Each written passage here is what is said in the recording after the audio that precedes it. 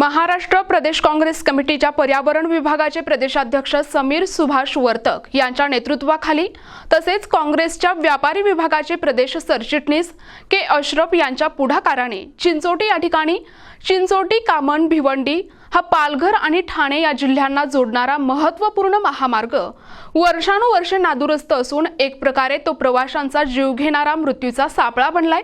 म्हणून खड्डेमय असलेल्या या रस्त्यांच्या दुर्दशेसाठी जबाबदार असलेल्या सार्वजनिक बांधकाम विभाग भिवंडी यांच्या विरोधात रास्ता रोको आंदोलन करण्यात आले। जवळपास 2 तास चाललेल्या या आंदोलनामुळे झालेल्या वाहतूक कोंडी सोडवताना पोलीस खात्याची फार मोठी दमछाक झाली। यावेळी सार्वजनिक बांधकाम विभागाचे उपअभियंता गीते आणि कनिष्ठ अभियंता परदेशी हे प्रत्यक्ष आंदोलनस्थळी पोहोचल्यावर आंदोलनकर्ते समीर वर्तक यांनी त्यांना रस्त्यावरच बसण्यास भाग पाडले आणि जाहीरपणे या रस्त्यांच्या दुर्दशेबद्दल माहिती देऊन हा रस्ता दुरुस्त कधी होणार, ठेकेदारांवर कारवाई कधी होणार असे अनेक प्रश्न विचारले असता उपअभियंता गीते यांनी जाहीरपणे आंदोलनकर्त्यांना उत्तर दिले।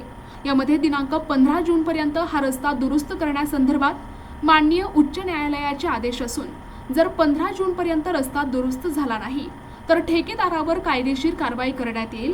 त्याप्रमाणे आंदोलनकर्त्यांच्या मागणीप्रमाणे दुरुस्तीचे काम सुरू असताना सुरक्षिततेचे नियम पाळण्यासंदर्भात ठेकेदाराला आदेश देण्यात आले असून ठेकेदारावर योग्य कारवाई करण्यासंदर्भात लेखी पत्राद्वारे कळविण्यात आले।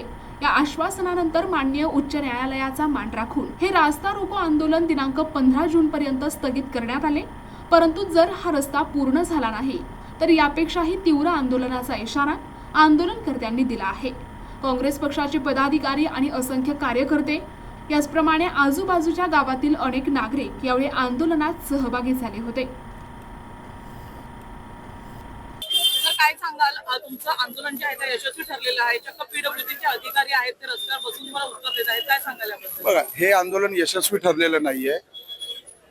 पीडब्ल्यूडी आणि ठेकेदाराचा जो भोंगळ कारभार चाललाय तो आम्ही जनतेसमोर आणला। फक्त एवढंच, त्याच्यासाठी जनतेला पीडब्ल्यूडीच्या भिवंडीच्या ऑफिसला जायला लागलं नाही तर पीडब्ल्यूडीच्या अधिकाऱ्यांना चिंचोटी सारख्या रस्त्यावरती येऊन बसावं लागलं। हे आमचं यश आहे की अधिकाऱ्यांना आम्ही त्यांच्या कर्तव्याची जाणीव करून देतोय। आता राहिला विषय, तर हा विषय हायकोर्टामध्ये चालू आहे। हायकोर्टातून दिलेल्या माहितीनुसार म्हणजे हायकोर्टाला काहीतरी कॉन्ट्रॅक्टरने 100 दिवसाच्या मुदतीचा विषय दिलाय।